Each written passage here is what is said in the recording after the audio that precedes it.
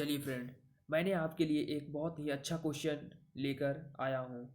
ठीक है फ्रेंड, तो इस क्वेश्चन को आप जो है बहुत अच्छे से देखिए और आप इसे नोट कर लीजिएगा या मैं इसका पीडीएफ डिस्क्रिप्शन में दे दूँगा। तो आप इस वीडियो को पूरा वॉच करें। ठीक है फ्रेंड, चलिए मेरा क्वेश्चन है कि परिवर्तनशील साधन के प्रतिफल तथा पैमाने के प्रतिफल में अंतर स्पष्ट करें। तो परिवर्तनशील साधन के प्रतिफल को अल्पकालीन उत्पादन फलन भी कहा जाता है और पैमाने के प्रतिफल को दीर्घकालीन उत्पादन फलन भी कहा जाता है। चलिए आगे हम लोग देखते हैं दूसरा। इसी प्रकार से आ सकता है कि अल्पकालीन उत्पादन फलन तथा दीर्घकालीन उत्पादन फलन में क्या अंतर है। Difference between returns to variable factor and returns to scale. ठीक है फ्रेंड, तो परिवर्तनशील साधन के प्रतिफल होते क्या है। तो परिवर्तनशील से हमें क्या पता चल रहा है कि परिवर्तन होता है। ठीक है, यानी कि इसमें क्या होती है, एक परिवर्तनशील साधन होता है और एक अपरिवर्तनशील साधन होता है, यानी एक स्थिर साधन होता है। कहने का मतलब है, जैसे मान लेते हैं कि हमारे पास भूमि है। ठीक है, भूमि है और श्रम है। तो भूमि में हमें मेहनत करना पड़ेगा। ठीक है, जिसमें हम लोगों को श्रम लगाना पड़ेगा।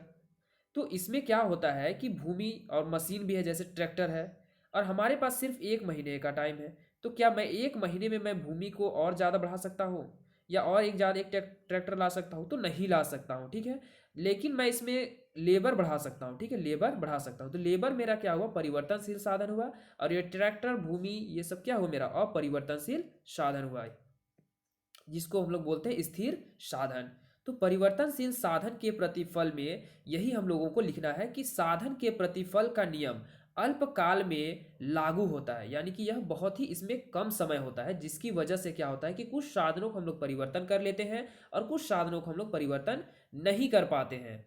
यह अल्पकालीन उत्पादन फलन से संबंधित है। और यह किससे रिलेटेड है? तो यह रिलेटेड है अल्पकालीन उत्पादन फलन से, यह रिलेटेड है, उससे संबंधित है। तो आपको ये समझ में आ गया होगा कि साधन के प्रतिफल नियम का नियम अल्पकाल में लागू होता है। अल्पकाल मतलब क्या होता है, बहुत ही कम समय है। ठीक है, बहुत ही कम समय है। जैसे मान लेते हैं कि आपको क्या करना है कि आपको 2 काम है। ठीक है, आपको 2 काम है। पहली बात तो आपको स्कूल भी जाना है और दूसरी बात आपको मौसी के यहाँ जाना है। और आपको जाना है दोनों के यहाँ, एक जाना है 2 बजे और एक के पास जाना है 2:10 में। ठीक है, दोनों ने आपको बुलाया है। तो आप क्या करेंगे कि आप एक ही जगह जा पाएंगे।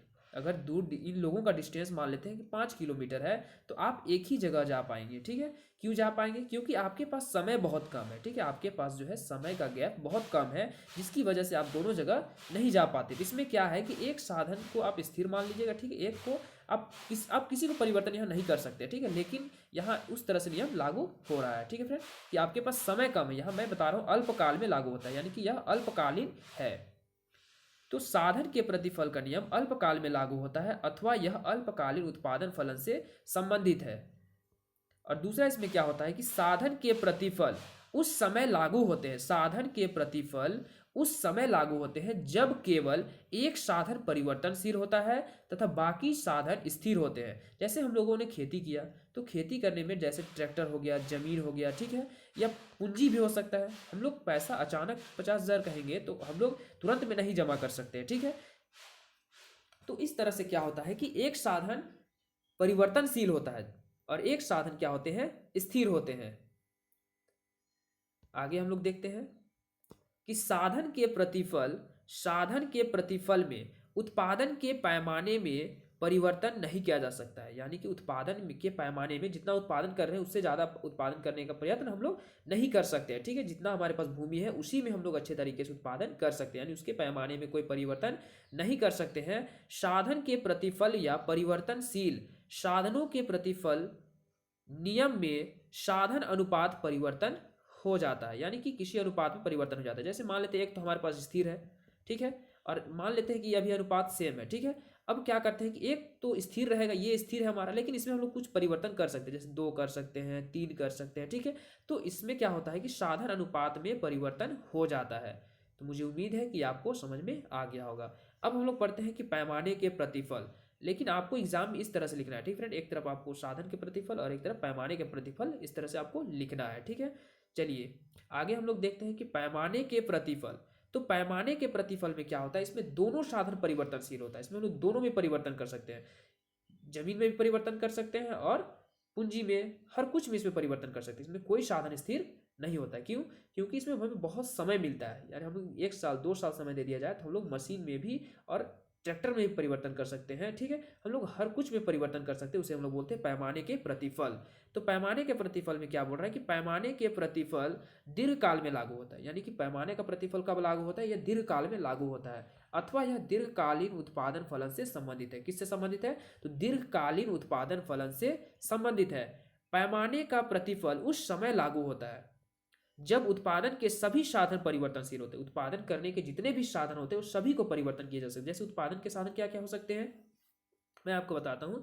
जैसे आपके पास हो गया भूमि, ठीक है, पूंजी, श्रम, उद्यम, ये सभी का आप परिवर्तन कर सकते हैं। ठीक है, ये सब क्या है, साधन है हमारे जो उत्पादन में हमें उपयोग किए जाते हैं। ठीक है, जैसे भूमि भी हम लोग उपयोग करते हैं, तो भूमि को भी हम लोग परिवर्तन कर सकते हैं। साधन में क्या आ जाएंगे, ट्रैक्टर हो जाएंगे, मशीन हो जाएंगे, जितने भी हमारे साधन में जो जो हमें लगते हैं, अगर आप किसान होंगे तो आप समझ सकते हैं। ठीक है, तो आप सभी में परिवर्तन कर सकते हैं। तो उसी को बोल रहा है कि पैमाने के प्रतिफल उस समय लागू होता है जब उत्पादन के सभी साधन परिवर्तनशील होते हैं। और यह कब होता है, दीर्घकाल में, जब लंबा समय दिया जाता है, तब हम लोग इसे परिवर्तन करके अच्छे तरीके से अपने प्रोडक्शन को उपा सकते हैं। ठीक है, अब हम लोगों को तीसरा देखने को मिल रहा है कि पैमाने के प्रतिफल में उत्पादन के पैमाने में परिवर्तन हो सकता है। जो उत्पादन के पैमाने में जो हम लोग उपयोग करते हैं उसमें हम लोग परिवर्तन कर सकते हैं, लेकिन अल्पकाल में हम लोग परिवर्तन नहीं कर सकते हैं।